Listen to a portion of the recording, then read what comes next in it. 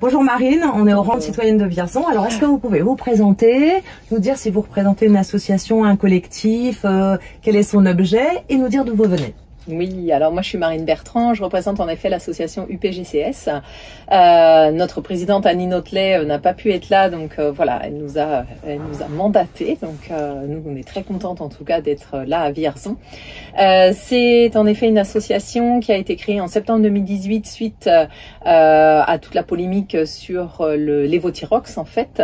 Et par la suite c'est une association qui vraiment s'axe sur toutes les crises sanitaires et le Covid en était vraiment une, avec vraiment ce Covid long. Donc notre rôle et notre but c'est vraiment d'informer les citoyens, de les soutenir, de faire le relais aussi de toutes les informations ministérielles ou de tout ce qui peut se passer voilà de manière beaucoup plus large et puis d'être parfois un levier pour qu'il y ait des changements en tout cas qui puissent se passer. C'est ce qui s'est passé en tout cas pour le lévothyrox. Donc voilà, on va continuer avec le Covid.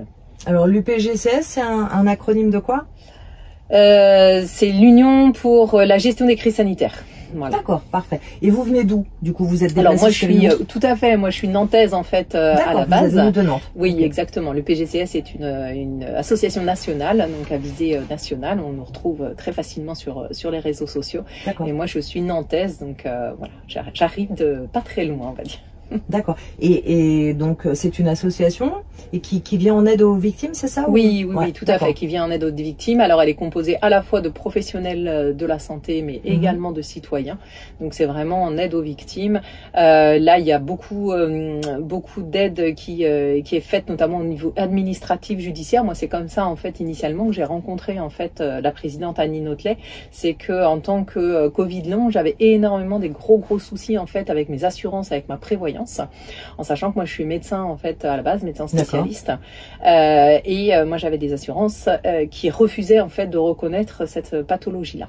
Okay. Et donc on a voilà, je l'ai sollicité Annie Notelet pour qu'elle puisse m'aider, me guider, me donner en tout cas les informations et puis les stratégies pour avoir en tout cas du poids vis-à-vis de ces associations-là. Et vous êtes parvenu? Sur une des deux, oui. Pas encore la deuxième. Donc là, je suis en procès, en fait, oui, sur la deuxième. Mais avec ma prévoyance, j'y suis parvenue. Ils ont reconnu, en fait, l'invalidité. Donc, moi, j'ai été contaminée en janvier 2021. Donc, avant, j'étais médecin spécialiste ORL. Donc, j'avais une double activité qui était à la fois médicale et chirurgicale. J'étais sportive, triathlète, traileuse sur des 45 km, maman de 3 enfants. Donc, plutôt dynamique, on va dire. Et en janvier 2021, j'ai eu un Covid. À cette époque-là, c'était voilà, on va dire un confinement de 7 jours, donc je suis restée confinée 7 jours. J'ai eu une anosmie, donc perte de goût et d'odorat pendant 5 jours.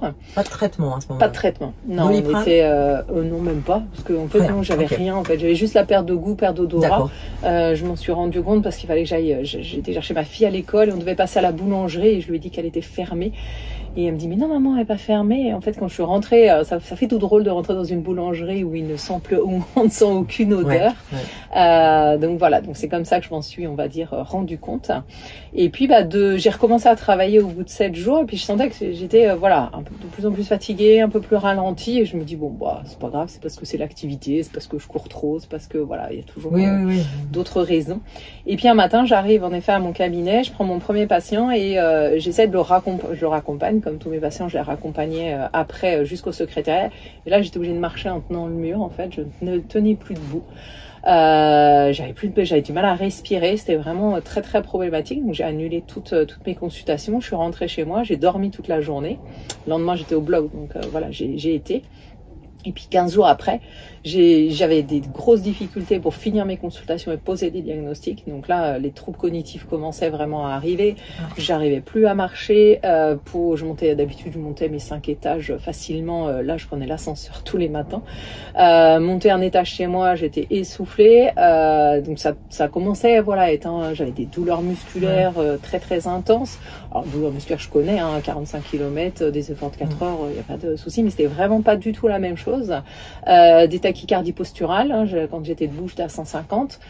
Donc voilà, je me dis c'est quand même bizarre toutes ces petites choses là. Et puis je vois un médecin et qui me répond non, vous êtes dépressive en fait. Je dis non, je suis pas dépressive, j'ai du mal à respirer, je connais mon corps, je sais comment il fonctionne.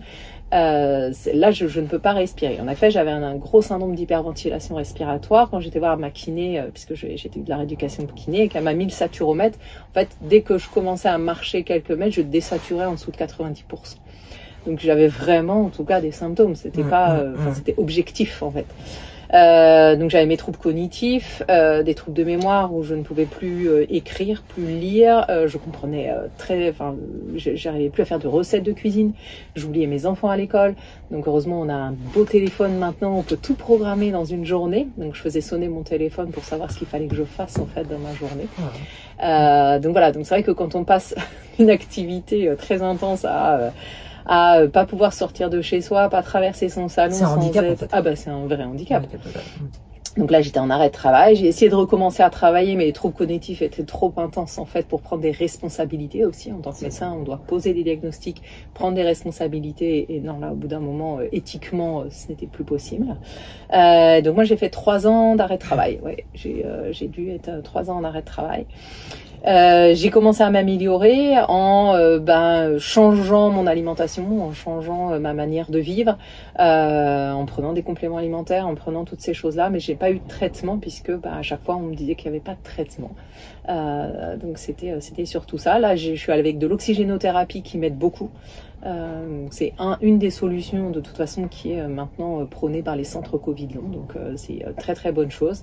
Et je me suis rééduquée, on va dire, toute seule, que ce soit cognitivement ou physiquement, puisque voilà, je voulais pas aller dans les centres de rééducation où on nous impose en fait un rythme qui n'était pas le mien.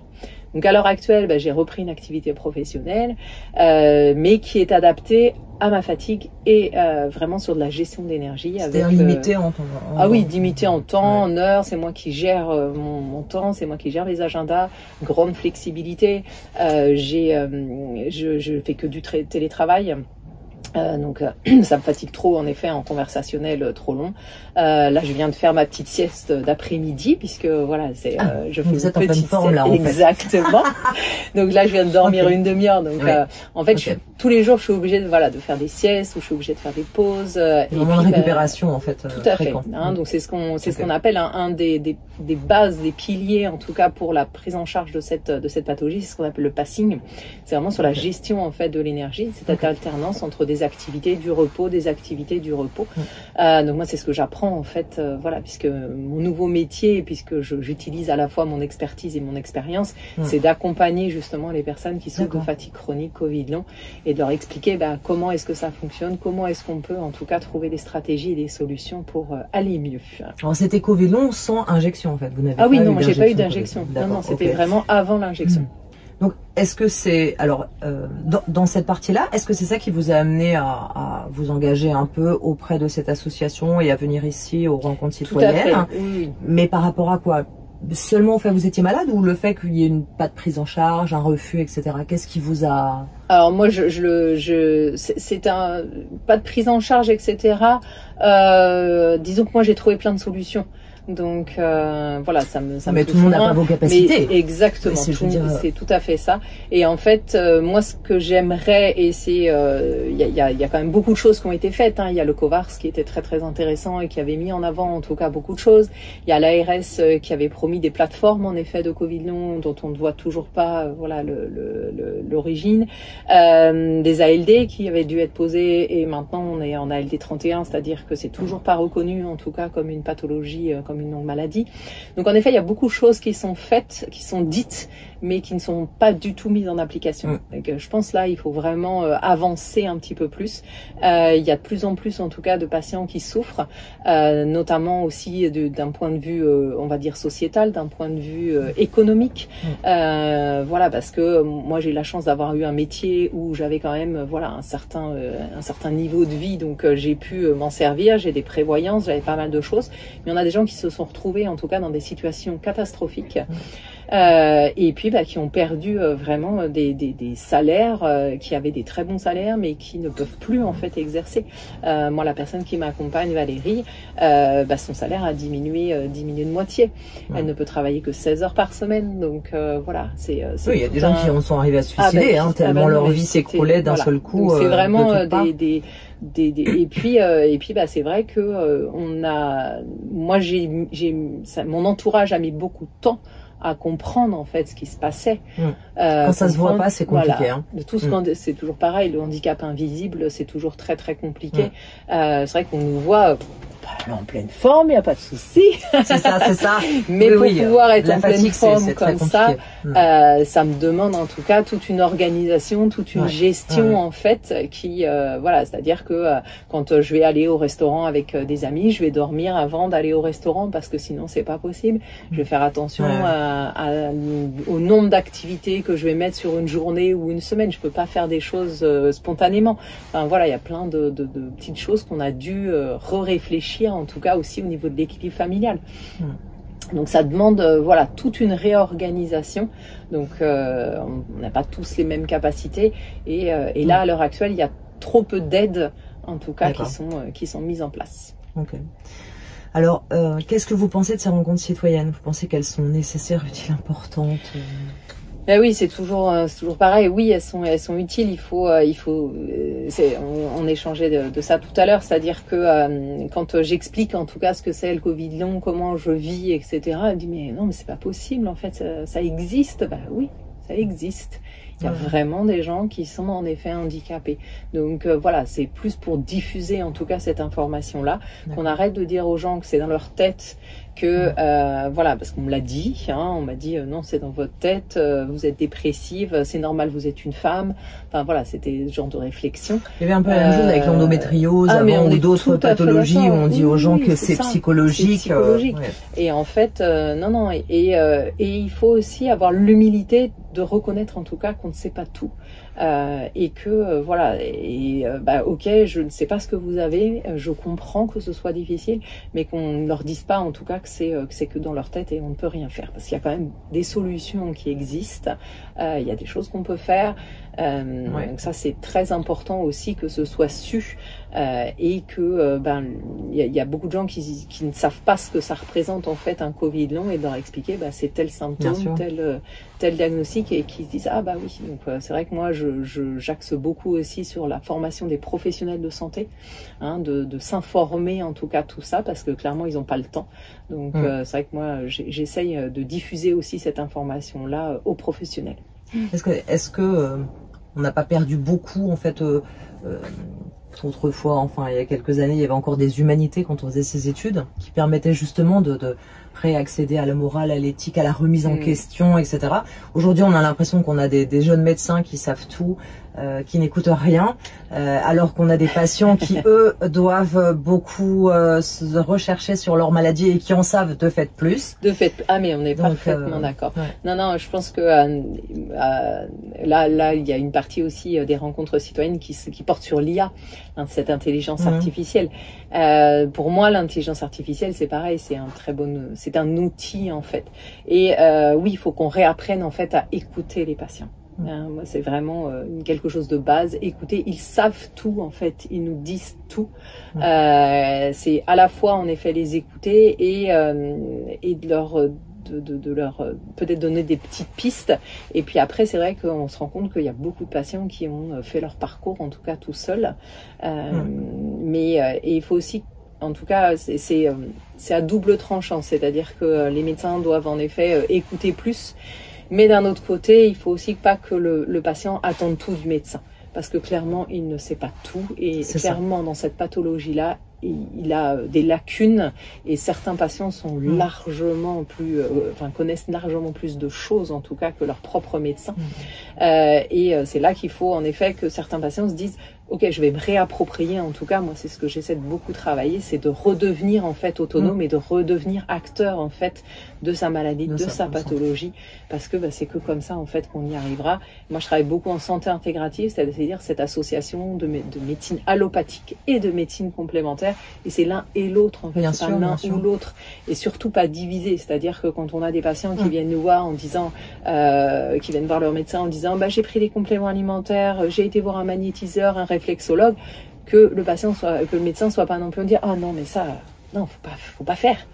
Non, il faut aussi avancer au niveau de cette médecine-là, et cette médecine en effet intégrative est, je pense, une des voies en tout cas pour demain. Ça c'est clair. Alors, je me demandais s'il n'y avait pas une partie, alors c'est vrai qu'il y a une partie peut-être d'arrogance chez certains médecins, mais je me demandais quelle était la partie aussi de culpabilité. Un médecin qui est confronté à un patient qui ne sait pas comment soigner ou qui ne comprend pas, est-ce qu'il n'y a pas une forme est-ce qu'il n'y a pas une forme de culpabilité qu'il a du mal à vivre et qu'il rejetterait en mais on est parfaitement d'accord, c'est ça. C'est pas forcément que de l'arrogance, quoi, en fait. Non, c'est pas que de l'arrogance, c'est de la mise en échec. Oui. Donc après, ça dépend comment est-ce qu'on le vit. Moi, quand je faisais quand je consultais avant et qu'il y avait des choses que je ne savais pas, je le disais. Je disais non, mais là, je ne sais pas, en fait. Je ne sais pas ce que vous avez. Et les gens sont très... j'ai eu aucun de mes patients qui m'a reproché en fait de pas savoir. Bien sûr. Parce que je leur ai expliqué, je suis désolée, là, je ne sais pas ce qui se passe. On va chercher ensemble, on va essayer de trouver des solutions, mais... C'est clair. Là, je ne sais pas. C'est vrai que dans les procédures d'erreur médicale, souvent ce qui pose problème, c'est que le médecin refuse de dire. Finalement, c'est plus... La victime a plus besoin d'avoir cette confirmation qu'il y a eu une erreur pour être soulagée, plutôt que d'avoir un médecin qui se mure. Non, moi en tout cas ma démarche a toujours été d'être très honnête de ce côté-là. D'accord. Bon. Eh bien, dernière question, si vous pouviez changer une chose maintenant, d'un coup de baguette magique, ce serait quoi? Pour quel changement de paradigme dans les années à venir? Alors moi, sur l'humanisation, on reprend en fait l'humain. Je pense que le relationnel est quelque chose d'extrêmement important. On avait une médecine qui était, je trouve, très verticale. Et je pense qu'il faut l'horizontaliser en mettant en place en effet des patients experts, en écoutant, comme on disait tout à l'heure, vraiment beaucoup plus d'écoute, et que qu'il y ait peut-être moins de gestion financière, mais plus d'humanité en fait, de ce côté-là. Ça c'est clair. Est-ce qu'on pourrait dire qu'elles redeviennent hippocratiques, ou est-ce que ça va plus loin que ça? Je pense que oui, c'est déjà une bonne piste, mais je pense que ça va plus loin que ça. D'accord. Hein. C'est-à-dire là, on parlait de l'intelligence artificielle. Oui, ça va permettre de nous aider en tant que médecin pour aller plus vite, pour faire éventuellement des diagnostics ou faire des choses qui sont pas forcement intellectuellement, chercher des informations. Mais pour moi, ça reste en tout cas un outil, et on ne faut surtout pas perdre en fait le contact humain. C'est ça qui va nous permettre en tout cas de continuer à avancer. Et l'énergie qu'on a entre deux personnes est juste incroyable, irremplaçable. Et irremplaçable. Ça c'est sûr. Voilà. Marine, merci beaucoup. Merci, avec plaisir.